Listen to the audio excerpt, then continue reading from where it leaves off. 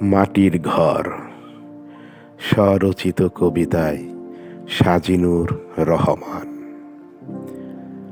মিষ্টি গরম সকালে রোদে যদিও বসে থাকি, ভাল লাগে না এখন আমার, বলে ভেতরের পাখি।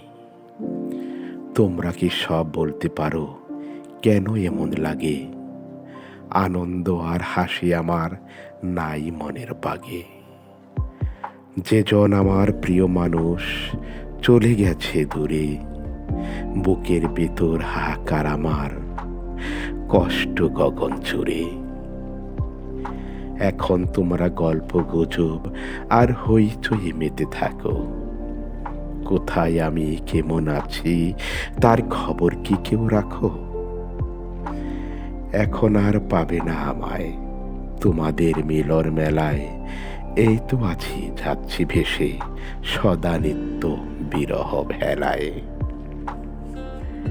একা বসে দূর গগনে শুধু চেয়ে থাকি, মাটির তৈরি ঘরে আমার হয়তো আর থাকবে না পাখি।